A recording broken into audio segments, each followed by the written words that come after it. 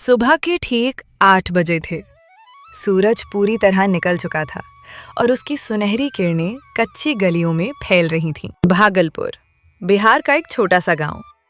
ये वो जगह थी जहां लोग कम में जीना जानते थे, मगर सपने यहाँ सबकी आंखों में आसमान से भी ऊंचे थे।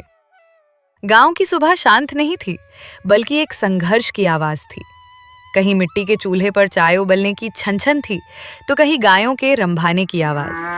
हर कोई अपनी दौड़ शुरू कर चुका था।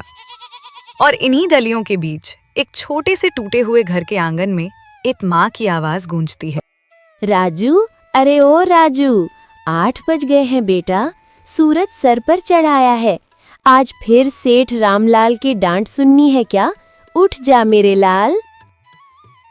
उठ गया माँ, बस 2 मिनट। वो कल रात दुकान का हिसाब मिलाते मिलाते आंख देर से लगी थी। मैं बस अभी तैयार होकर निकलता हूँ। ये राजू था, उम्र करीब 22 साल। पिता का साया बचपन में ही उठ गया था और अब ये बूढ़ी माँ ही उसकी पूरी दुनिया थी। उसके कंधों पर घर की जिम्मेदारी थी, जो उसकी उम्र से कहीं ज्यादा भारी थी। राजू एकबरी सी किराना की दुकान रामलाल एंड सन्स में काम करता था और वो वहां जाने के लिए तैयार हुआ और दुकान जाने लगा। तभी उसकी माँ ने कहा, खाली पेट काम नहीं होता बेटा, ये ले 2 रोटी और थोड़ा सा नमक तेल है, जल्दी से खा ले। शरीर में ताकत रहेगी तो दिमाग भी चलेगा। सेठ रामलाल को देर बिल्कुल पसंद नहीं है। अगर मैं लेट पहुंचा तो वो पूरे मोहल्ले के सामने चिल्लाना शुरू कर देंगे। मैं दोपहर में आकर खा लूंगा माँ, अभी मैं चलता हूँ। राजू भागता हुआ गांव की सबसे बड़ी किराने की दुकान पर पहुंचा, रामलाल एंड सन्स। यहाँ दाल चावल तौलने से लेकर चीनी भरने और उधारी का हिसाब लिखने तक सब राजू के जिम्मे था।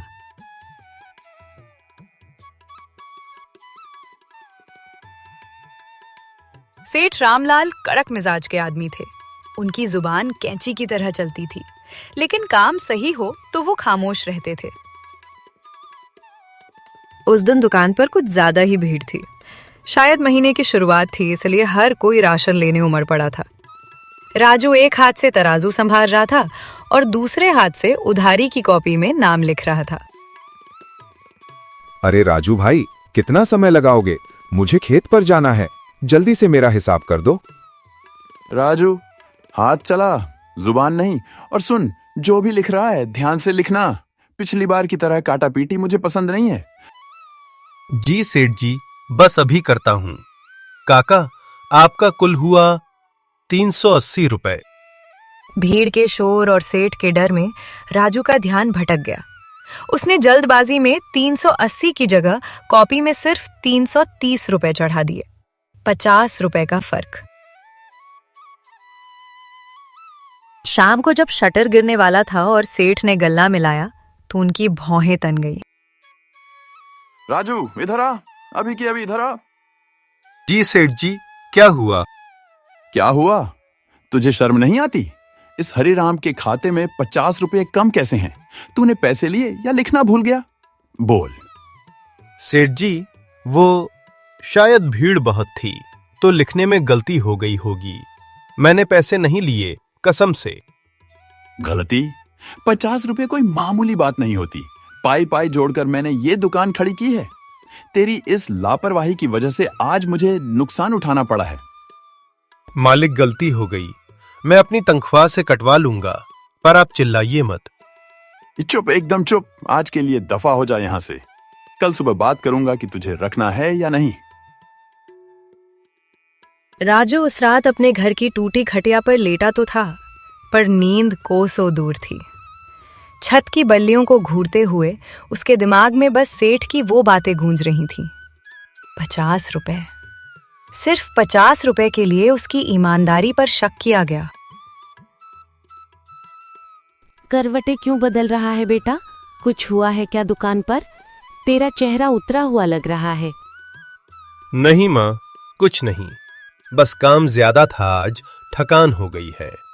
तुम सो जाओ, सुबह जल्दी उठना है। राजू ने माँ से झूठ तो बोल दिया, पर उसका दिल डर से कांप रहा था। अगर नौकरी चली गई तो माँ की दवाई कैसे आएगी, घर का राशन कैसे आएगा। अगली सुबह हमेशा की तरह 8 बजे राजू तैयार हुआ। उसने मन ही मन खुद को समझाया, सेठ जी का गुस्सा रात भर में ठंडा हो गया होगा। मैं आज जाते ही उनके पैर पकड़ लूंगा। उनसे कहूंगा कि आगे से 1 पैसे की भी गलती नहीं होगी। वो मान जाएंगे। इतने सालों से काम कर रहा हूं, वो मुझे ऐसे नहीं निकाल सकते। उम्मीद का एक दिया दिल में जलाए राजू दुकान की तरफ बढ़ा, लेकिन उसे नहीं पता था कि आज उस दिए को बुझाने के लिए एक तूफान उसका इंतजार कर रहा था। जैसे ही राजू रामलाल एंड सन्स पर पहुंचा, उसके कदम जम गए। दुकान के अंदर उसकी जगह पर जहां वो रोज खड़ा होता था, आज कोई और खड़ा था, एक नया लड़का। सेठ जी, राम राम, मैं आ गया। झाड़ू लगा दूं? रुक जा, तेरी अब यहां जरूरत नहीं है राजू। क्या? सेठ जी, आप ये क्या कह रहे हैं? सिर्फ एक गलती के लिए। मैंने तो कहा था ना कि आप मेरे पैसे काट लीजिएगा। बात 50 रुपए की नहीं है राजू, बात भरोसे की है। और व्यापार में एक बार भरोसा टूटा तो जुड्ढाता नहीं है। मैंने ये नया लड्डी हचका रख लिया है, ये हिसाब में पक्का है। सेठ जी, ऐसा मत कीजिए। मेरी माँ बीमार रहती है। अगर ये नौकरी चली गई तो हम भूखे मर जाएंगे। मैंने 3 साल आपकी सेवा की है, उसका तो लिहाज कीजिए। अरे बस बस, अब नौटंकी मत कर यहां। ये ले तेरे पिछले महीने के पैसे, और आज के बाद इस दुकान की तरफ देखना भी मत। जा यहां से। राजू दुखी होकर चुपचाप पैसे लेकर रामलाल इंसान से बाहर निकल जाता है। उस दोपहर राजू घर नहीं गया। वो नहीं चाहता था कि माँ उसका उतरा हुआ चेहरा देखे। वो पूरे गांव में पागलों की तरह काम ढूंढता रहा, लेकिन राजू को कहीं से काम नहीं मिला। कोई कहता कि अरे राजू, अभी तो लड़का रखा है, अभी जगह नहीं है भाई। सीजन मंदा चल रहा है राजू, अभी तो मैं खुद मुश्किल में हूँ। तो कोई तो राजू पर विश्वास ही नहीं कर रहा था और कहते कि सुना है रामलाल ने तुझे चोरी के इल्जाम में निकाला है। भाई, मैं रिस्क नहीं ले सकता, तू कहीं और देख ले। दोपहर ढलकर शाम होने को आई। राजू का पेट खाली था, हलक सूखा था, लेकिन सबसे ज्यादा खाली उसका भविष्य लग रहा था। चोरी का इल्जाम, ये शब्द उसके सीने में खंजर की तरह चुभ रहे थे। हारकर राजू गांव के बाहर वाली चौपाल पर पुराने पीपल के पेड़ के नीचे बैठ गया। जहां कभी वो दोस्तों के साथ हंसता था, आज वहां वो अकेला रो रहा था। सब खत्म हो गया। एक छोटी सी गलती ने मेरी पूरी जिंदगी पलट दी। अब माँ को क्या मुंह दिखाऊंगा?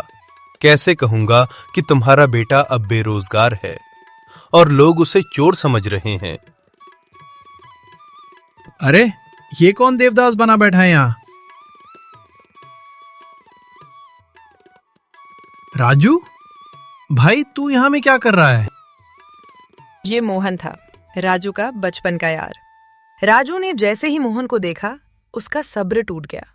उसने रोते रोते सारी बात बता दी। बस इतनी सी बात के लिए तू हार मान गया? अरे छोड़ ना उस कंजूस सेठ को। जो होता है अच्छे के लिए होता है। चल उठ, आज संडे है। संडे है तो क्या करूं? मेरे पास जहर खाने के पैसे नहीं हैं और तुझे संडे की परी है। अरे भाई, रोना धोना बाद में। पास वाले कस्बे में एक नया ठेला लगता है, वहां फेमस आमलेट पिज्जा मिलता है। चल, आज तेरा भाई तुझे खिलाएगा, मुंह ठीक हो जाएगा। नहीं यार, मन नहीं है। चुपचाप चल, पैसे मैं दे रहा हूं ना। और टेंशन मत ले, कुछ ना कुछ हो ही जाएगा। वो दोनों आमलेट पिज्जा खाने चल दिए, मोहन की साइकिल में। वहां पहुंचते ही देखा कि भीड़ ज्यादा है। दोनों वहां जाकर चुपचाप लाइन में खड़े थे। मक्खन की खुशबू हवा में तैर रही थी। राजू ने देखा कि तवे पर अंडा छक की आवाज के साथ टूटता है उस पर सब्जियां, चीज और मसाले पड़ते हैं। ये क्या चीज है मोहन? ये तो ऑमलेट जैसा है, पर रोटियां भी हैं और इतनी भीड़। यही तो है पिज्जा ऑमलेट। शहर की चीज है, अब यहाँ भी मिल रही है। खाकर देख। राजू ने पहला निवाला लिया। स्वाद ऐसा था जो उसने पहले कभी महसूस नहीं किया था, लेकिन स्वाद से ज्यादा उसका ध्यान उस ठेले वाले पर था। वो आदमी कितनी तेजी से हाथ चला रहा था और लोग कैसे दीवानों की तरह पैसे दे रहे थे। मोहन, इतनी सादी सी चीज और लोग इतना पसंद कर रहे हैं। ये ठेले वाला तो सेठ रामलाल से भी ज्यादा खुश लग रहा है। इसका अपना काम है, कोई मालिक नहीं, कोई डांटने वाला नहीं। कमाई तो अच्छी है इसकी। क्यों, क्या सोच रहा है? वापसी के रास्ते पर राजू खामोश था। उसकी आंखों में वो तवा और वो भीड़ घूम रही थी। मोहन, अगर मैं भी ऐसा कुछ करूं तो? अगर मैं भी अपने गांव में ऐसा ही एक ठेला लगाऊं तो? तू? अरे तू तो दाल चावल तोड़ने वाला है। तुझे ऑमलेट बनाना आता है? नहीं आता, पर सीख तो सकता हूं ना। सेठ की गुलामी करने से अच्छा है कि मैं अपना कुछ करूं। अगर उस कस्बे में चल सकता है तो हमारे भागलपुर में क्यों नहीं? बात तो तेरी सही है। देख, अगर तू सच में करना चाहता है तो मैं तेरे साथ हूं, पर यह आसान नहीं होगा। आसान तो भूखे मरना भी नहीं है मोहन। उस रात राजू के अंदर का डर मर चुका था और एक जिद पैदा हो चुकी थी। अगले ही दिन वो उसी कस्बे के ठेले वाले के पास पहुंचा। भैया, मुझे काम सिखा दो। मैं बर्तन धो लूंगा, सब्जी काट दूंगा, बस मुझे ये बनाना सिखा दो। अरे भाई, यहाँ कोई स्कूल ही नहीं चल रहा, और वैसे भी अपना हुनर किसी को क्यों दूं? भैया, मैं बहुत मजबूरी में हूं। आप जो कहोगे करूंगा। काफी मिन्नतों के बाद वो माना। राजू ने हफ्तों तक मुफ्त में काम किया। गरम तेल के छींटे उसके हाथों पर पड़ते, उंगलियां जलती, कई बार ऑमलेट जल जाता और गालियां पड़ती। अरे कब सीखेगा तू? आग को समझ, अंदाजे से नमक डाल। लेकिन राजू ने हार नहीं मानी। वो हर रोज गिरता और हर रोज उठता। करीब 10 दिन बाद मोहन से कुछ पैसे उधार लेकर राजू ने एक छोटा सा पुराना ठेला खरीदा। उसने उसे रंगा और उस पर लिखा, राजू पिज्जा ऑमलेट। बेटा, मुझे डर लग रहा है। तूने कभी ये काम नहीं किया। अगर नहीं चला तो? माँ, सेठ की दुकान पर जब काम करता था तब भी डरता था कि कब निकाल देंगे। अब कम से कम ये डर तो नहीं है। ये मेरा अपना है। तेरा आशीर्वाद चाहिए बस। राजू ने गांव के चौराहे पर ठेला लगाया। पहला घंटा बीता, कोई नहीं आया। दूसरा घंटा बीता, लोग बस देखकर चले जा रहे थे। राजू का दिल बैठने लगा। तभी एक स्कूल का बच्चा आया। भैया, ये क्या है? ऑमलेट है? हाँ बेटा, पिज्जा वाला ऑमलेट है। एक बार खाकर देख। पैसे अच्छे ना लगे तो मत देना। बच्चे ने खाया और उसकी आंखें चमक उठी। भैया, ये तो बहुत टेस्टी है। ये राजू का पहला ग्राहक था और ये सुनकर राजू बहुत खुश हुआ। फिर वो बच्चा अपने माता पिता और बाकी दोस्तों को भी राजू का पिज्जा ऑमलेट खाने ले आया। धीरे धीरे स्वाद की खबर पूरे गांव में फैल गई। राजू के ठेले पर अब शाम को मेला लगने लगा था। जो लोग सेठ रामलाल की दुकान पर जाते थे, अब वो राजू के ठेले पर खड़े होकर बातें करते थे। राजू की कमाई बढ़ने लगी, लेकिन हर कामयाबी के साथ दुश्मन भी पैदा होते हैं। गांव का एक पुराना नाश्ते वाला था, शंकर। शंकर की समोसे की दुकान अब खाली रहने लगी थी, क्योंकि सब राजू का ऑमलेट खा रहे थे। देख रहा है उसे?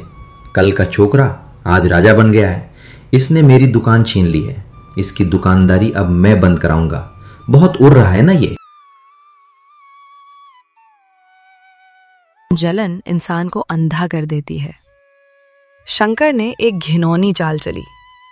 एक दिन जब राजू बाजार से सामान लेने गया था, शंकर ने चुपके से राजू के ठेले पर रखे अंडों में कुछ गड़बड़ कर दी और बासी सड़े अंडे वहां रखवा दिए। शाम को जब राजू ने वो अंडे इस्तेमाल किए तो अनर्थ हो गया।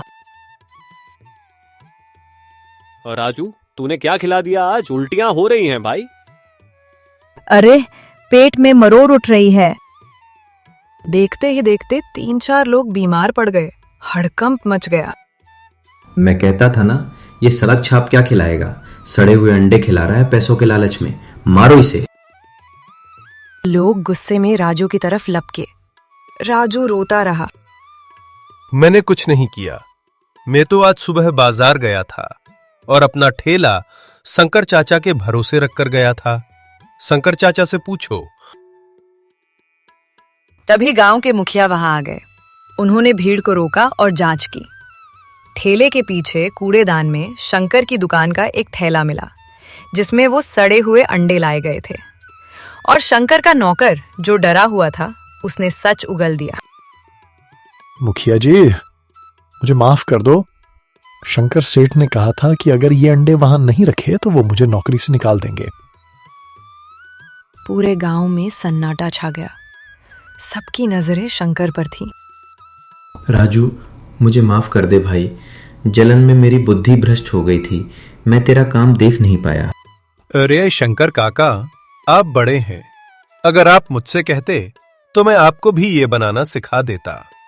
किसी की लकीर मिटाने से अपनी लकीर बड़ी नहीं होती। हम दोनों साथ कमा सकते हैं। उस दिन राजू ने सिर्फ इज्जत नहीं कमाई, बल्कि पूरे गांव का दिल जीत लिया।